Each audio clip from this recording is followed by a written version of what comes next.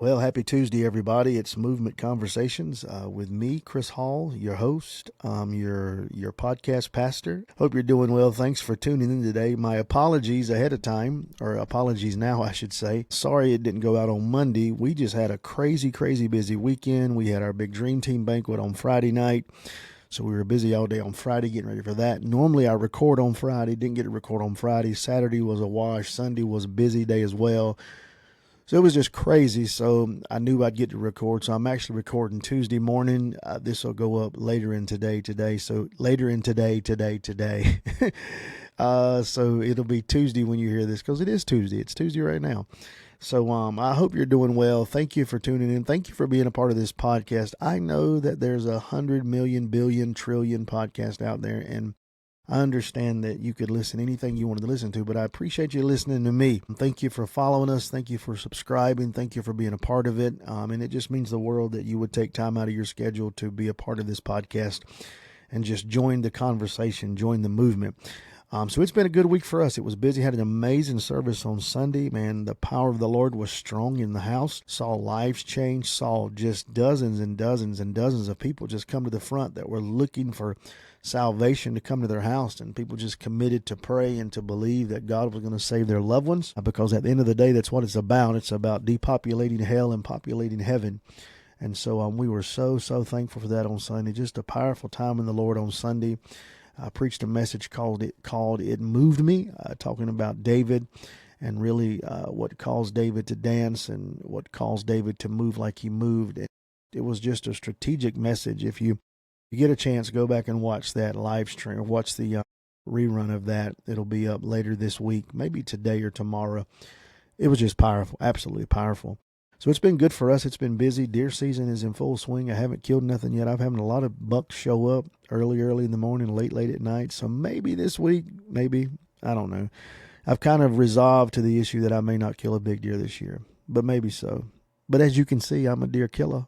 I'm a deer killer and a turkey killer. So I got my fireplace going behind me over here, my little electric fireplace. It was cold in here this morning. I didn't like to cut the heat on the whole building. I'm a miser when it comes to gas. I don't want to waste all that gas just for me, so I just cut the heat on for me. So hey, listen, next week, I don't think there'll be a podcast. Next week, it's Thanksgiving week. I have a very busy week, unless I just can get something recorded this week. I'm wanting to, I say busy week next week, busy week this week, but I'm wanting to just really focus on family and staff and church and stuff next week.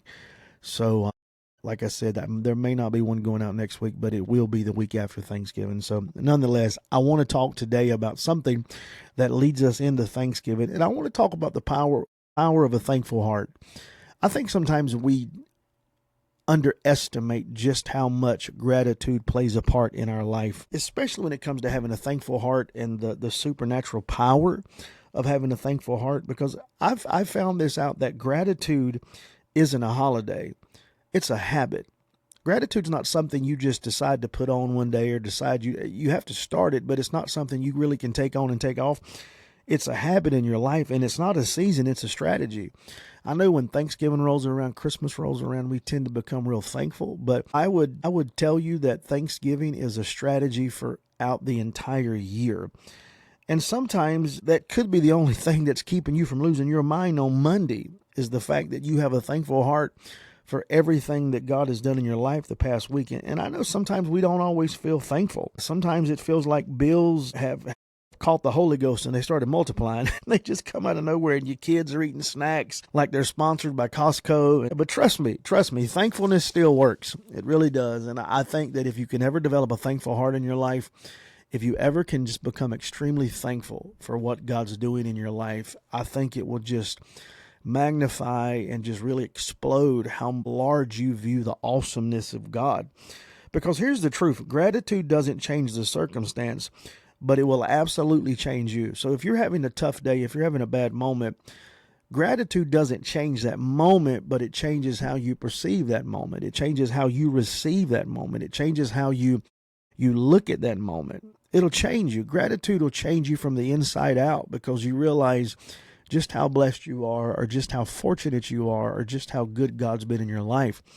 And so it may not change the situation. You still may have a busted radiator on your car, or you may have lost your job. Gratitude won't change that, but it will change how you perceive it. It will change how you look at it. And I think the reality is that a grateful heart doesn't deny reality. I think it invites God into it. It doesn't deny reality. You can't deny what's going on around you right now. You can't deny what's going on in the world right now. You can't deny what's going on in the economy and whatever it is in your life. You can't deny it, but it invites God into it. And if I can't change it, I sure enough want God inside of it. I want God to be a part of it. Because what gratitude does, gratitude is a magnifier. And what you focus on is what grows in your life. And so if I am focusing on gratitude and I am focusing on thankfulness, then that is evidently going to grow in my life. It's amazing to me that we want to teach kids how to say please and thank you, please and thank you, please and thank you. But sometimes it's the adults that need to learn how to say please and thank you. Sometimes it's the adults that need to learn how to have a grateful heart and a thankful heart and a heart of gratitude, a heart of compassion, a heart of love. Because sometimes it's us that get lost in translation when life is falling apart. We just want to lose that. Don't lose thankfulness. A complaining spirit, here's what I found out. A complaining spirit, it kills the momentum. But a thankful spirit creates movement in your life. Just don't, I say try it because I don't want you to have a bad day, but if you'll just get up with a heart of gratitude in the morning, you will be amazed at how better your day goes because it creates that movement in your life. It creates that progression in your life. You ever meet somebody so negative that if they won $1 million, their first response would be, well, taxes are going to take half of it. You know what I mean? You just want $1 million in the first one.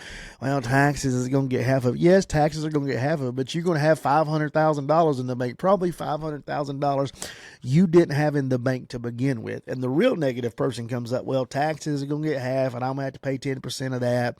So now I'm down to $450,000, or depending on how you tithe, whether you tithe before or after taxes. But it's the negative side of it. It's the negative side of it. But you got to be thankful. You got to be thankful, whether it's 100,000 or 500,000 or $1 billion. My Lord, just be thankful. I've seen times in my life I was thankful to find a few quarters in the console so I could buy me a drink. You got to be thankful. Entitlement, this is what's sad. I've had this conversation with so many people as of late, but entitlement in our generations, entitlement is our generation's quiet enemy. I want to say that again. Entitlement is our generation's quiet enemy.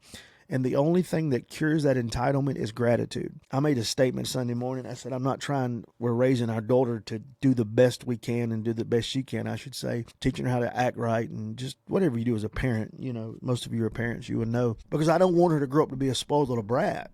Because I've seen spoiled brats. And those are the kids that everybody talks about when everybody leaves the room. And if you don't think that's true, you're crazy, because they do. I've been in those rooms where when the spoiled brat leaves the room, those conversations come up and you're like, ugh. And I've done my best not to be a part of those conversations because you reap what you sow in life. And so I just kind of step back like, let's not do that.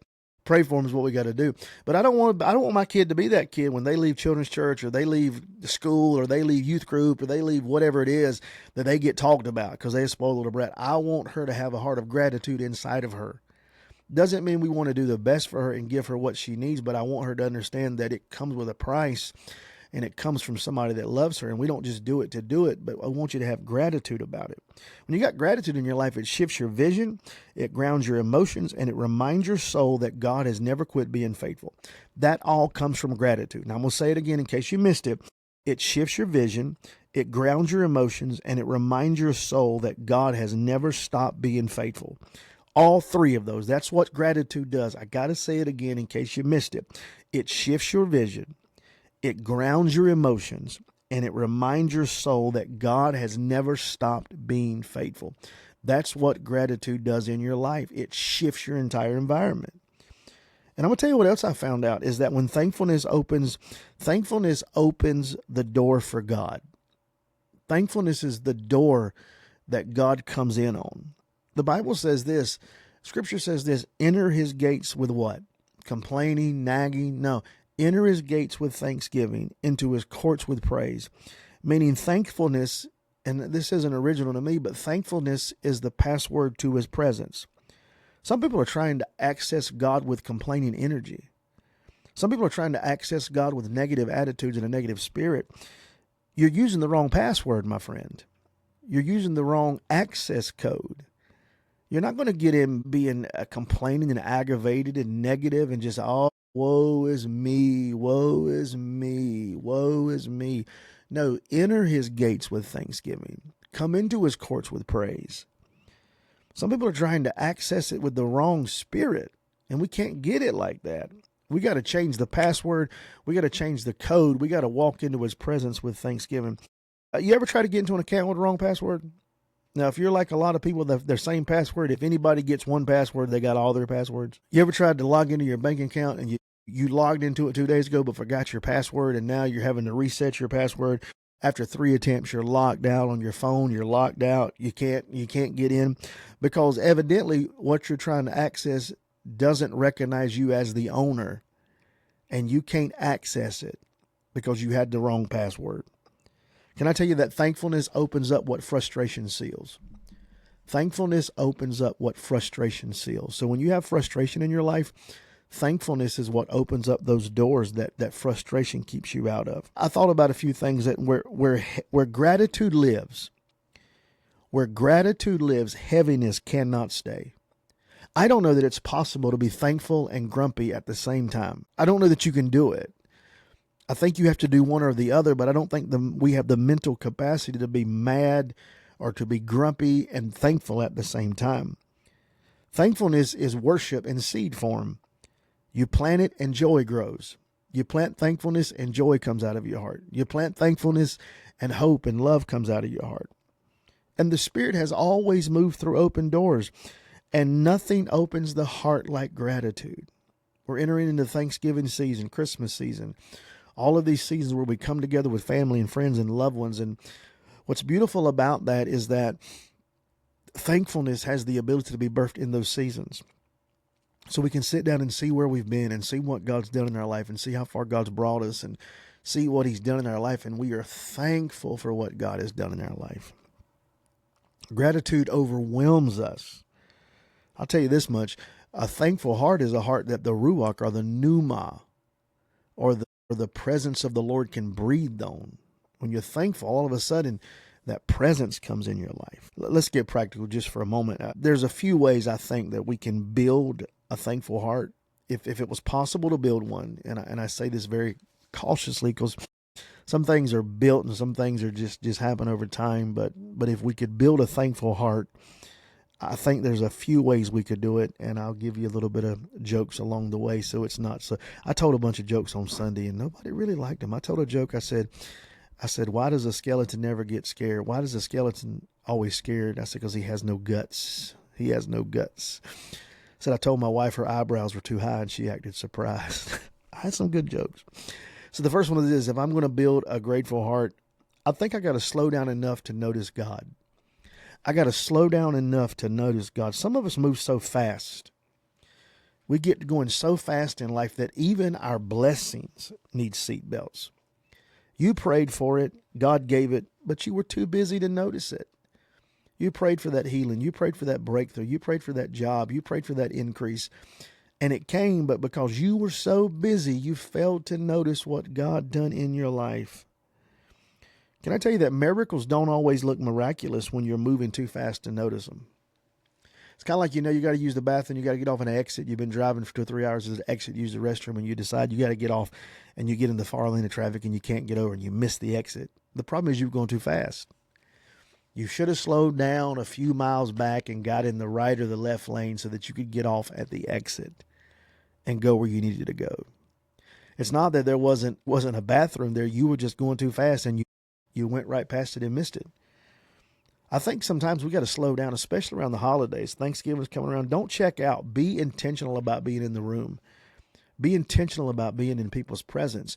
Slow down and recognize the goodness of God. Slow down and recognize the faithfulness of God. I think we also have to learn to speak gratitude out loud. Me and my wife have a standing joke that we tell each other: you need to tell your face. You need to tell your face because your face knows it.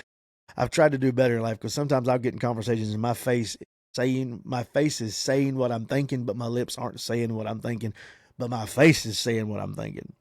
And I think sometimes we got to tell our face. It's like we get Christmas gifts at Christmas time and we don't like them, and our face just tells everything. You ain't got to tell nobody you don't like them. Your face has told the entire story. You look blessed, but your expression says, I'm fighting demons and losing. That's a tough place to be. Speak it, declare it. Can I tell you that joy rises where gratitude is verbalized? If you'll just learn to speak joy, well, you know that, name it, claim it, name it, whatever you want to call it.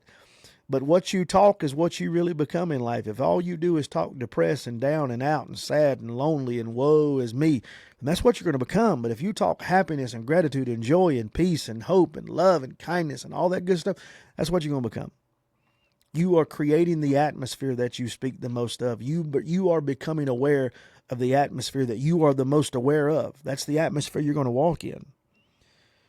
And what you don't verbalize, I'm telling you, what you don't verbalize you will eventually minimize.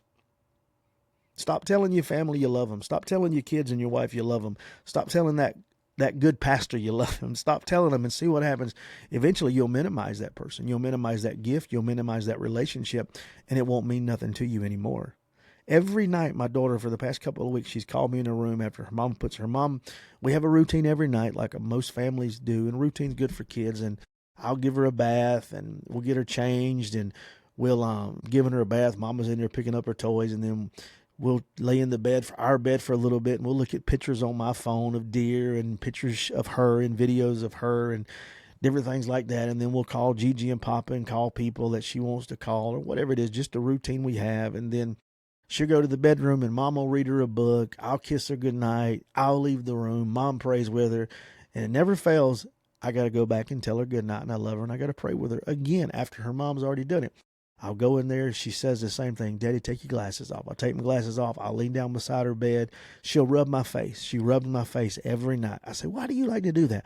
I just like it. So she rubs my face. She'll lean up. I'll kiss her goodnight.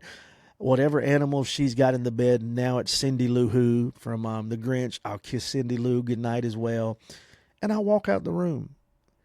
And it would be so easy for me to say, I ain't got to do this the same thing. No, because I've waited for those moments. And I don't want to overlook those moments, because one day she ain't going to want me to kiss her goodnight.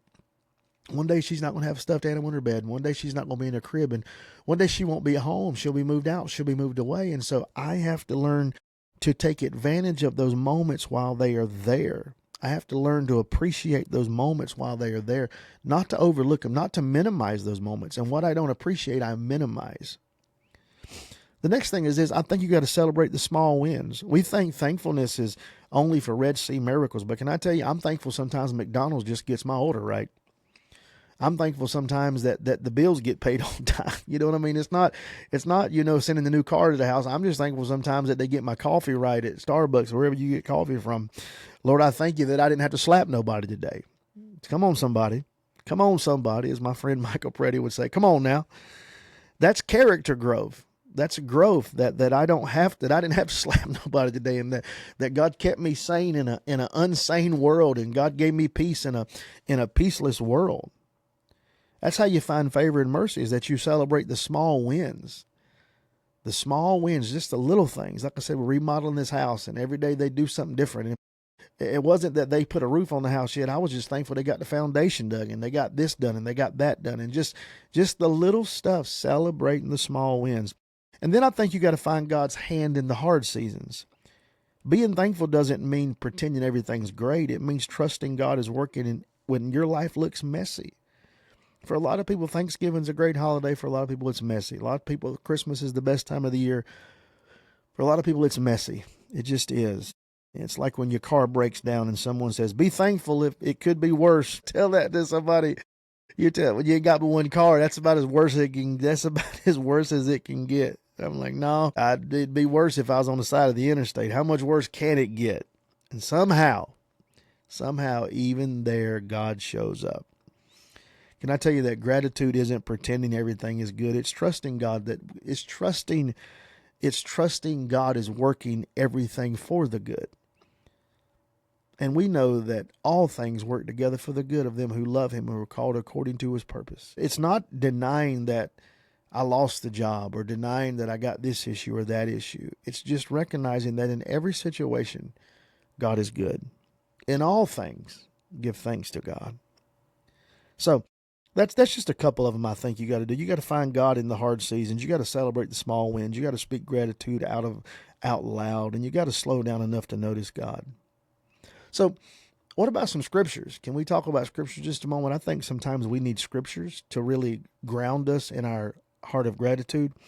I just jotted down a few here. 1 Thessalonians 5:18, give thanks in all circumstances. All circumstances give thanks. Psalms 118:1, give thanks to the Lord for he is good. Philippians 4:6, with thanksgiving let your requests be made known to God. Colossians 3:15, and be thankful. Psalms 103:2, forget not all his benefits. Those are just a few, but the book is full of them. The book is full of them. Gratitude keeps your memory straight. It reminds you of the goodness of the Lord. Because let's be honest, life makes us forget stuff fast. I was trying to think today. I was on the way to the office to do this podcast, and I was thinking about all the places I've lived at since I've been married. And I remember all of them vividly. I can take you to where they are right now. There was one in Fountain Inn and one in Belton and one in Simpsonville. And then there was another one in Fountain Inn, I believe, or Simpsonville. And then we moved up. We rented a lot. We were renting and just, we'd find something a little better and move there and just kept kind of just doing a little better and better. And finally we bought a house up here. But I was thinking about all the places I stayed at, and I was trying to remember some of these rooms in these houses. And I remember we didn't have a lot of stuff, and there was rooms I never even went in these houses. There was rooms I just forgot about. And then I was thinking about one yard. I'm like, well, how did I cut the grass in that yard? Because I didn't have a lawnmower, and I remember pushing that yard. And there was just little things that my mind was just, and I was realizing how quickly in the past 25 years, life has just gone by. Because life will go by so fast, it'll make you forget. But gratitude keeps your memory straight, because then I thought, well, God, I thank you that you brought me there, and then you took me there, and you provided there, and you made a way there. And when I didn't have enough credit to buy a piece of candy, you got me in that door, And so gratitude is what kept my memory straight. Because I think sometimes we just forget what God did. But somehow every negative comment from 10 years ago shows up. We can forget in a moment about what God did in our life. You can get all this nice stuff at Christmas time, but a lot of times all we remember is the stuff we didn't get or the stuff we didn't want. What about the stuff you did get? What about the person that got you something that really didn't have the money to get you something? What about the person that did for you that probably should have done for themselves, but they wanted to bless you? You see, we have to recognize what God's doing in our life. Don't focus on the negative. Don't focus on the bad. I've really had to step back over the past few months, and I've had to distance myself from relationships and comments and different things. And I want my heart to be so full of gratitude and sometimes I've just had to stop people mid-sentence and say, you can't talk. I love you, but I just can't. It's not that we deny what's going on or not that we deny what's happening, but when people are just always just negative, it will put a damper on your spirit. Life moves too fast to miss what God's doing. Life moves too fast and it'll cause you to forget, but gratitude stirs that back up. So flip it around, flip the script. Flip the script. When negativity comes in, begin to speak about the goodness of God. Give thanks to God in all circumstances. Give thanks to the Lord for he's good. His mercy endures forever. Great is his faithfulness. So how do we do this? I got a few minutes left. How do we do this? Think of three things. I think this week you ought to think of three things that God has done for you. 3 blessings you've overlooked. 3 miracles you forgot were miracles. And then thank him for them. Write them down. Write them down. Do your best by the end of the week. You've memorized them. And you've reminded yourself, man, God did this. And God, there's been some big miracles in my life. I think the 3 biggest miracles in my life is, number one, 4, I guess you'd say. Number 1 was that I was saved. That was a miracle. We're all blessed to be saved. Number 2, I met my wife. Number 3, I have a beautiful daughter that we prayed for and God gave us a child. And number 4, I got a great church.